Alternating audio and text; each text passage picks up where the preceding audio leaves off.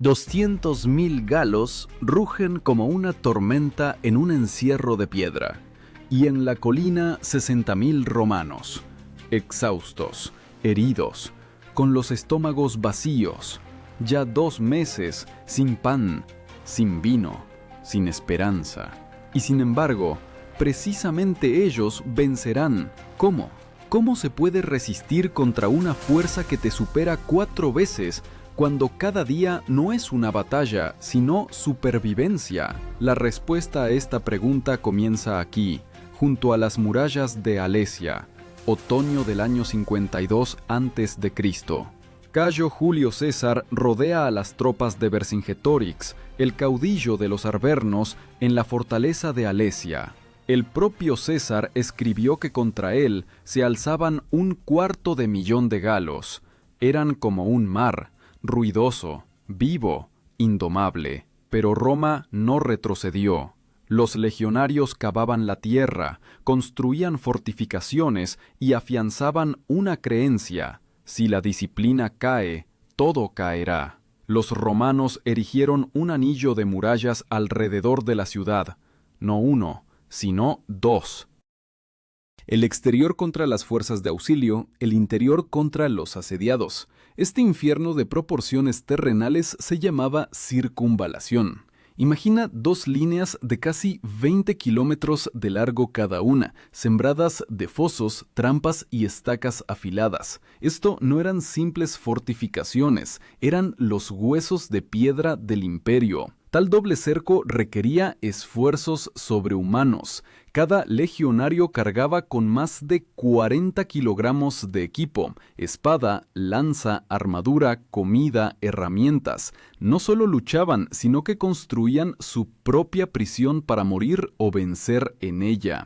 En el ejército romano a esos soldados se les llamaba milites, guerreros cuyo cuerpo pertenece a la disciplina. Pronto las provisiones se agotaron. Los hallazgos arqueológicos muestran que en los campamentos de Alesia no hay rastros de huesos de ganado mayor. César prohibió matar a los animales de carga. Sin ellos, las legiones no podían moverse. Comían raíces, castañas, incluso hierba. El hambre se convirtió en su compañero constante. Pero a pesar de ello, nadie abandonó su puesto. Los galos, encerrados dentro, no sufrían menos. Su grano se acabó, y los aliados no llegaban. Vercingetorix expulsó a las mujeres y los niños fuera de las murallas.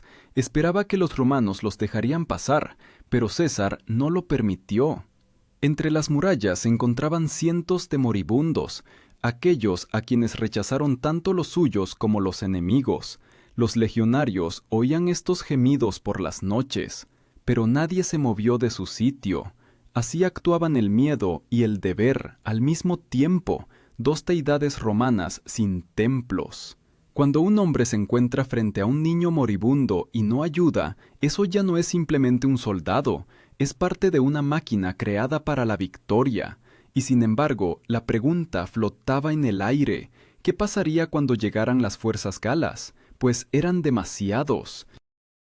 Cada día los exploradores informaban: polvo en el horizonte, miles de lanzas, el ruido de los tambores. Hambrientos, cansados, rodeados, los romanos sabían que pronto todo se decidiría, pero no flaquearon, porque detrás de ellos no estaba solo un ejército, estaba la propia Roma. Así comenzó el asedio de Alesia, una batalla donde se decidía el destino de toda la Galia, y donde la voluntad humana resultó ser más fuerte que el acero y la piedra. Una mañana fría, una densa niebla se arrastra por los campamentos romanos. El olor a carne putrefacta se mezcla con el humo de las hogueras. A los legionarios les tiemblan las manos, no por miedo, sino por agotamiento. Durante 2 meses de asedio, solo les daban un puñado de trigo al día. La carne era una rareza, el vino un recuerdo. Pero incluso en este infierno, el orden seguía siendo sagrado. Cada amanecer comenzaba igual: formación, revisión de armas, distribución de guardias. Así no sobrevivían personas, así sobrevivían romanos. César entendía: la victoria aquí no residía en las espadas, sino en la capacidad de soportar. Escribió que la disciplina era una cadena que unía al ejército más firmemente que el acero. Por la más mínima infracción, la muerte. Un legionario que se quedó dormido en su puesto fue ejecutado frente a la formación. Esto se llamaba fustigación, una paliza ritual que terminaba en muerte. Un castigo no por miedo, sino por equilibrio, porque si uno flaqueaba, el legión flaquearía. En aquellos días cada movimiento era un ritual. Cavar una zanja, colocar estacas, revisar las balistas. El zumbido metálico de las herramientas se convirtió en la música de su supervivencia. Estas máquinas, enormes ballestas sobre ruedas, podían atravesar a una persona a 100 metros de distancia. Se llamaban escorpio, y al tensar sus cuerdas sonaban como el crujido de un depredador antes de abalanzarse. Dentro de Alesia, Vercingetorix se preparaba para su última oportunidad. Envió mensajeros a las tribus aliadas, arvernos, edúos, senones. Cientos de caudillos respondieron. Según los autores antiguos, su ejército sumaba alrededor de 250.000 hombres. Era una ola que se abalanzaba sobre la colina donde se encontraban 60.000 romanos. La proporción era de 4-1. Incluso el centurión más frío entendía. Si rompían este cerco, los barrerían a todos. Un centurión no era solo el comandante de una centuria, era la encarnación del orden, el nervio del ejército. Conocían a sus soldados por sus nombres, compartían con ellos la ración y la muerte. Uno de esos centuriones, según César, durante el asalto mantuvo su posición cuando todos a su alrededor cayeron. Murió de pie, con el escudo en alto, como una estatua de lealtad. Cada día en el campamento sonaban señales, breves toques de cuernos y trompetas. Estas señales se llamaban tuba. Por ellas los legionarios sabían cuándo empezar a cavar, cuándo comer, cuándo prepararse para el ataque. En el caos de la guerra, el sonido de la tuba era como la voz de la razón. Los arqueólogos encontraron fragmentos de trompetas de bronce en los alrededores de Alesia, vestigios del sistema romano donde el orden era un arma. Pero el orden no sacia el estómago. Por las noches, los legionarios sumergían granos de trigo en agua hirviendo y bebían el turbio caldo. Lo llamaban puls, una simple gacha que dio nombre a la palabra pulsar. La comían en silencio. Solo el crepitar de las hogueras y el suave tintineo del metal rompían el silencio. Las personas se transformaban lentamente en un mecanismo, donde cada pieza era un ser humano, y cada ser humano un engranaje de la voluntad de César. El hambre debilitaba los cuerpos, pero no el espíritu. Un legado ayudante de César registró que los soldados no pedían comida, sino batalla. Creían que el sufrimiento era el camino a la inmortalidad. En su mundo el honor valía más que el pan. César lo sabía y mantenía la tensión como un herrero mantiene el hierro en el fuego. Él esperaba.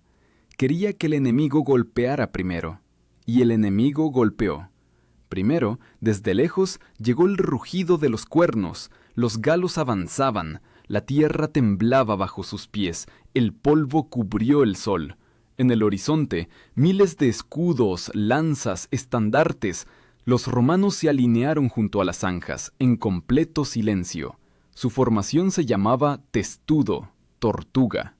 Los escudos se unieron, formando una bóveda continua de bronce y madera. Sobre ellos volaban flechas, lanzas, piedras, y aún así permanecían en pie.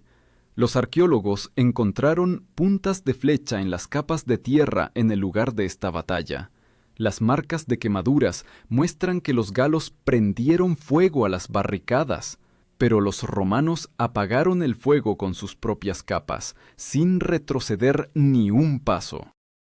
No era solo una batalla, era una prueba de la idea de Roma, que el hombre, unido por la disciplina, es más fuerte que cualquier caos. La batalla continuó durante horas. Vercingetorix observaba desde las murallas de la fortaleza, esperando ver cómo la línea romana se derrumbaba, pero no se derrumbó. César, de pie en la colina con su capa escarlata, levantó la mano.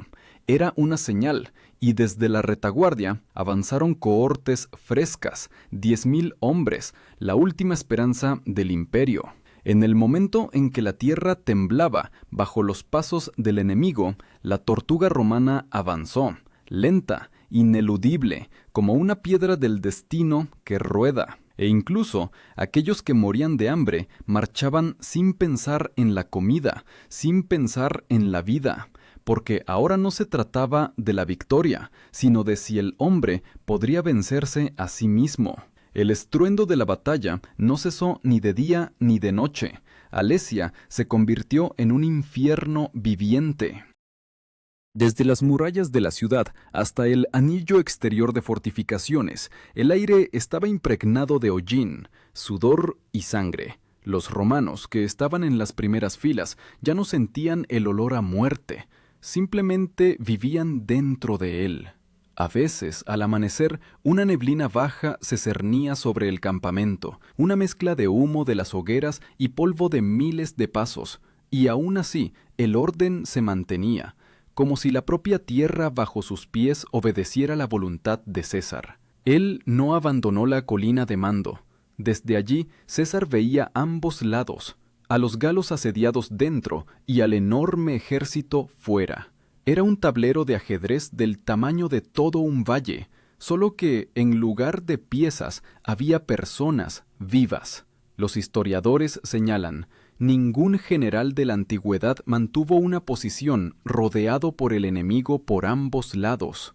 No era una batalla, era un examen para todo el sistema romano. Al amanecer, los galos lanzaron un poderoso ataque contra el sector norte de las fortificaciones.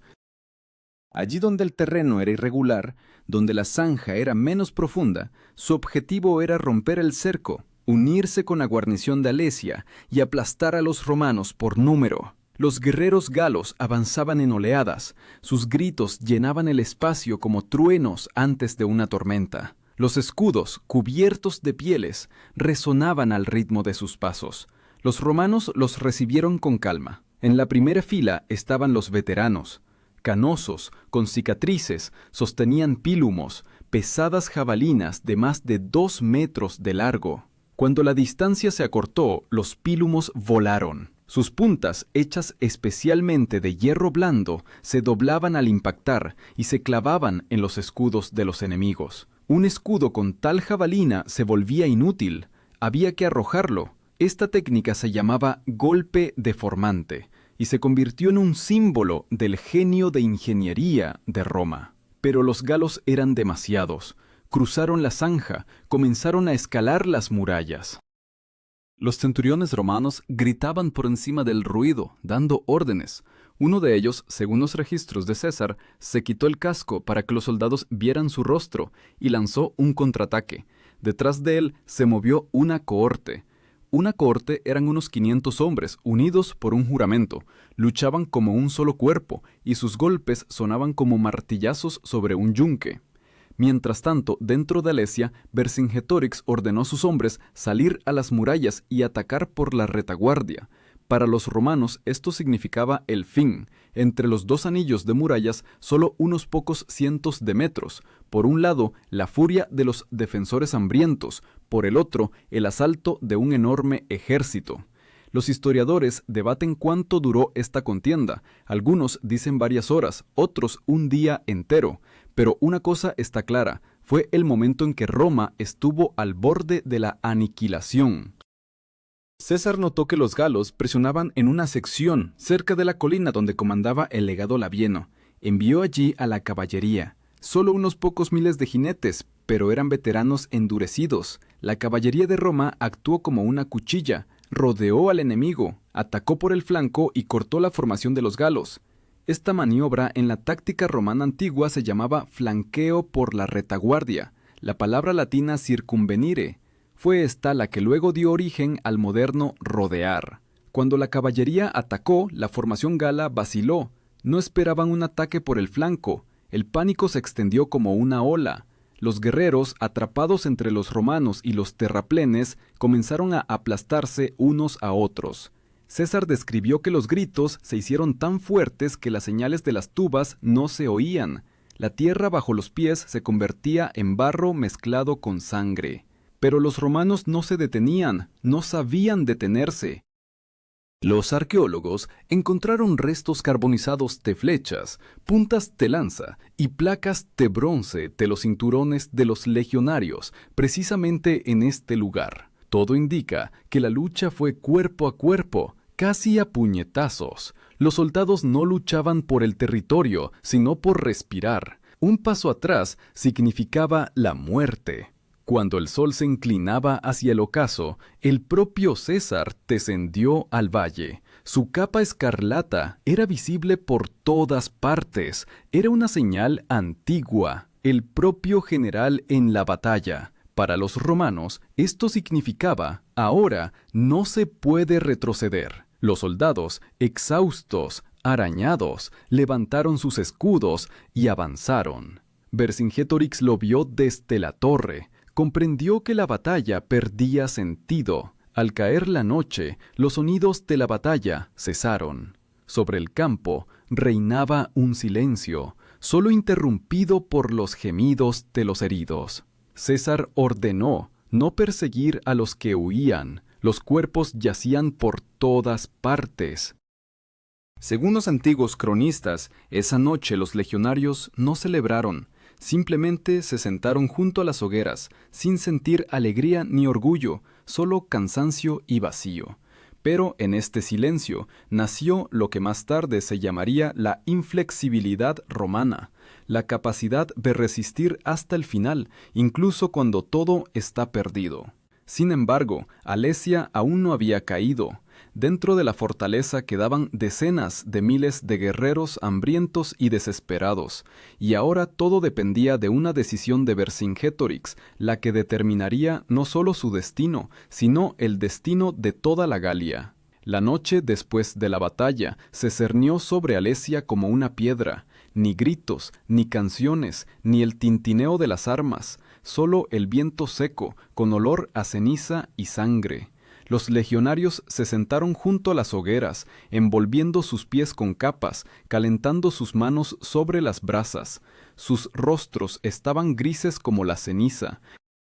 Durante 2 meses de asedio, habían perdido casi todo: amigos, fuerzas, sueño.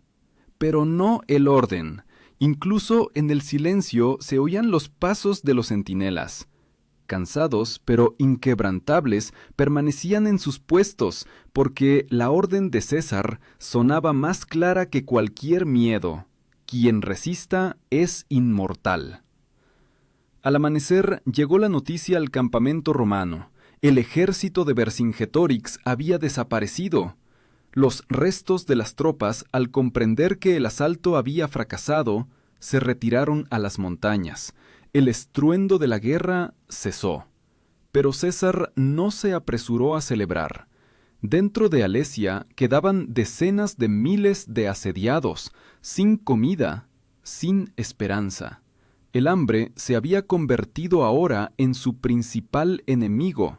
Según los autores antiguos, el asedio duró varios días más. Los galos intentaban conseguir agua mediante incursiones, atacaban los puestos, pero las fuerzas los abandonaban. Las mujeres y los niños habían muerto hacía tiempo de agotamiento.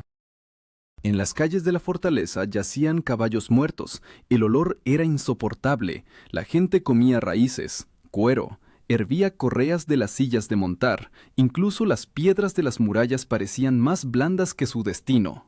César sabía que el tiempo jugaba a su favor. Prohibió a sus hombres acercarse a las murallas. Ni un solo ataque, ni una sola señal. El silencio se convirtió en su arma. Cada día, los galos veían cómo los romanos reparaban tranquilamente las fortificaciones, construían nuevas torres, afilaban sus espadas. Era un asedio psicológico, no de cuerpos, sino de la voluntad. Y la voluntad de los romanos resultó ser más fuerte. Los legionarios, a pesar del cansancio, continuaron construyendo, reforzaron el terraplén interior, instalaron catapultas y balistas.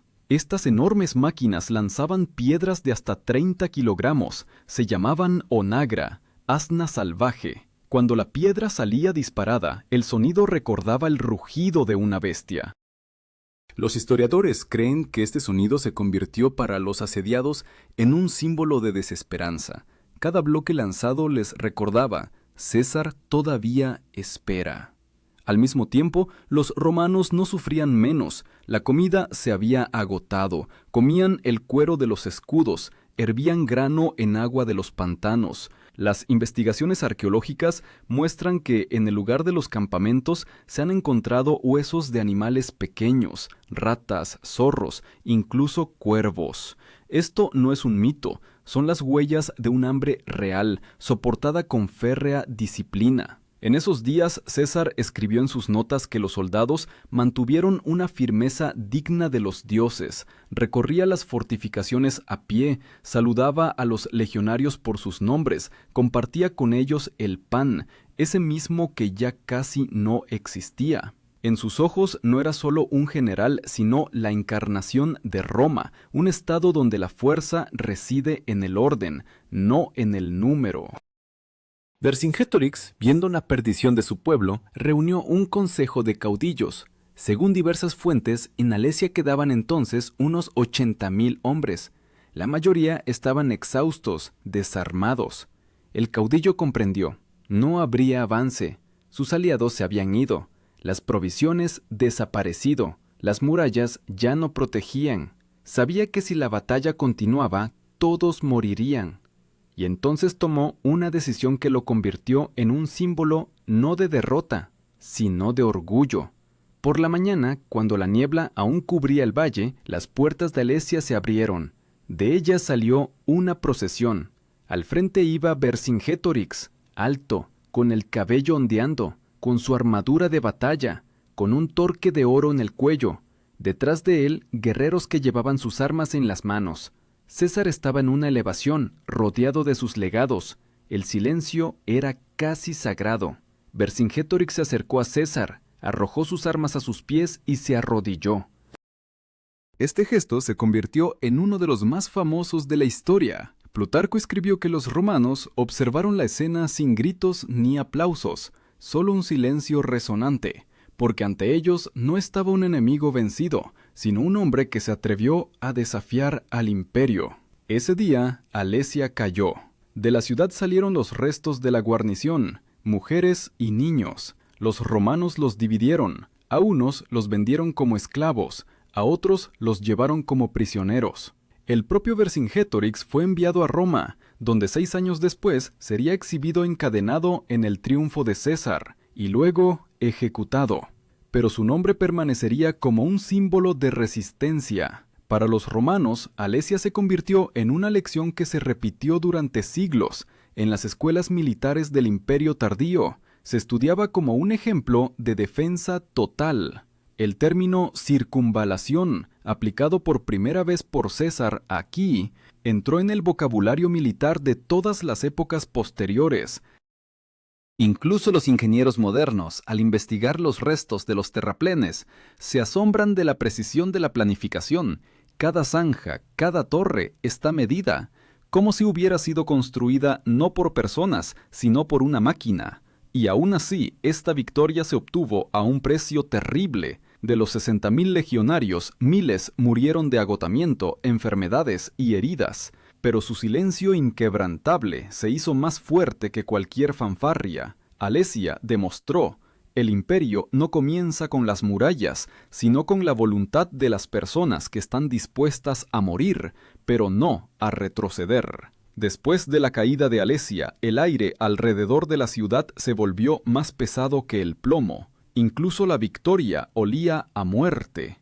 Por las laderas yacían cuerpos de personas, caballos, aliados, enemigos. La tierra se empapó de sangre tan profundamente que los arqueólogos, 2 milenios después, encuentran aquí rastros de hierro y huesos. César ordenó enterrar a los legionarios caídos con honores militares, a los galos simplemente quemarlos. Para él, esto no era crueldad, sino orden. La victoria debía ser limpia. Mientras las llamas devoraban los restos, los ingenieros romanos desmantelaban las fortificaciones. 7 semanas de asedio ininterrumpido dejaron tras de sí un sistema de zanjas y terraplenes de más de 20 kilómetros de longitud. En los lugares donde se conservaron las huellas de los cascos, se ve que cada línea de fortificaciones fue construida con una precisión milimétrica. Los arqueólogos modernos lo llaman un milagro de ingeniería sin planos. Pero para los legionarios, este milagro costó vidas, hambre, enfermedades, cansancio. Estos fueron los verdaderos asesinos en Alesia. Muchos romanos murieron no por espadas, sino por disentería y agotamiento. César, comprendiendo que la enfermedad podía destruir incluso a los vencedores, ordenó quemar los restos de los campamentos, desinfectar los pozos con fuego y cal. Estos fueron los primeros pasos hacia lo que hoy llamamos disciplina sanitaria. Sin embargo, la verdadera batalla para César apenas comenzaba: la política. En Roma ya se susurraba que su victoria no era un triunfo de la República, sino el triunfo de un solo hombre. Alesia convirtió a César en una leyenda, pero también lo condenó a la envidia y al miedo del Senado. Incluso su colaborador más cercano, el legado Labieno, más tarde se pasaría al bando de Pompeyo. Así, la victoria, obtenida con sangre, se convirtió en la semilla de la futura guerra civil. Mientras tanto, el destino de los prisioneros galos se decidió rápidamente. Según diversas fuentes, César liberó a parte de las tribus aliadas para mostrar misericordia, pero a la mayoría los envió a la esclavitud. Miles de hombres y mujeres fueron vendidos en los mercados de la Galia narbonense. Un esclavo que había sobrevivido a Alesia valía poco. Un trofeo del imperio, exhausto pero vivo. Los historiadores dicen que fue el mercado de esclavos más masivo de toda la campaña de César, y los legionarios, por la victoria, recibieron pan, vino y el derecho al descanso. Solo entonces se dieron cuenta de que estaban vivos. Los soldados de la primera legión registraron en las crónicas que comieron por primera vez en muchos días hasta saciarse. Sus manos temblaban, pero no por miedo, sino por la inusual sensación de saciedad. Un centurión dijo que el sabor del pan después de Alesia era más dulce que la miel, pero incluso en este descanso se mantenía el orden romano. Cada legionario estaba obligado a poner en orden su armadura, limpiar sus armas, revisar sus correas y su casco. Las placas metálicas de las corazas volvían a brillar al sol, como si nada hubiera pasado. Este momento de restauración se llamaba reductio, el regreso a la forma, un símbolo de que incluso del infierno se puede salir en formación. César, observando a sus tropas, comprendió: Alesia era más que una victoria, era la prueba de que la fuerza de Roma no residía en el número de soldados, sino en su capacidad de obedecer. Escribió: «Ni los dioses ni el destino salvan al cobarde, solo el orden hace eterno al ejército». Sus palabras serían grabadas en piedra en la Galia, una inscripción encontrada por arqueólogos en Lyon, y se cree que se remonta precisamente a esta campaña. Desde el punto de vista militar, Alesia lo cambió todo. Se convirtió en el prototipo del concepto de asedio total, donde el enemigo es destruido no por un golpe, sino por la privación de esperanza. Por primera vez en la historia, un general rodeó no solo a un ejército, sino a sí mismo, llevando el destino de sus tropas al borde de la aniquilación. Este principio sería repetido más tarde por Napoleón en Ulm y Wellington en Waterloo. Para los galos, la derrota significó el fin del sueño de libertad. Sus tribus se desunieron, los ancianos juraron lealtad a Roma. En el lugar de Alesia más tarde surgiría una ciudad romana, Alicia, con sus termas y su foro. Los arqueólogos encuentran en las capas de esos años inscripciones en latín y celta, un testimonio vivo de cómo una cultura absorbió lentamente a otra. Pero incluso en esta conquista permaneció la sombra de Vercingetorix. Su nombre no fue pronunciado durante mucho tiempo, pero las canciones sobre él vivieron entre los galos. Siglos después cantarían: «Se levantó contra Roma y murió, pero no inclinó la cabeza». Y quizás por eso los arqueólogos franceses del siglo XIX, al encontrar el lugar de la batalla, erigieron allí una estatua de Vercingétorix, mirando hacia Roma, como si todavía estuviera en guardia por su tierra. César, después de Alesia, comprendió que el imperio podía mantenerse no solo con la espada, sino también con el miedo a la propia idea de Roma. Su ejército, que había sobrevivido al hambre y al asedio, se convirtió en su guardia personal, su instrumento del destino. En estas personas que sobrevivieron había algo más que disciplina. En ellos ahora vivía la fe, en que Roma no podía morir mientras viviera al menos un legionario. Cuando las tropas abandonaron Alesia, el valle quedó muerto. Ni hierba, ni pájaros, ni sonidos, solo las cicatrices uniformes de los terraplenes que se extendían hasta el horizonte. César cabalgó por estos lugares, se detuvo ante las puertas destruidas y observó durante mucho tiempo los restos de la ciudad. Los historiadores escriben que entonces pronunció: «La fuerza no es la victoria, la fuerza es lo que queda después de ella». Desde la Galia envió embajadores a Roma con la noticia de la conquista, pero allí no lo recibieron aplausos, sino inquietud. El Senado temía que el general que había sometido un continente ahora sometiera a la propia Roma. Alesia convirtió a César de general en una amenaza. La victoria obtenida con sangre se convirtió en el comienzo de una nueva guerra interna, inevitable. Mientras tanto, las cenizas de Alesia se enfriaban.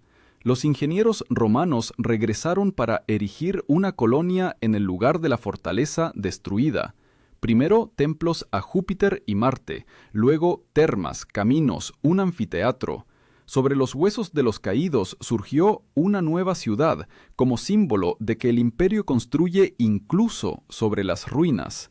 Y aún así, la memoria de aquel asedio perduró. En las leyendas populares de la Galia, César se convirtió en un demonio que llegó con fuego y hierro, y Vercingétorix en el último héroe que se atrevió a decir no. Así, dos verdades, la romana y la gala, se entrelazaron para siempre, en la tierra donde cada gota de lluvia todavía cae sobre los huesos de aquellos que estuvieron en Alesia.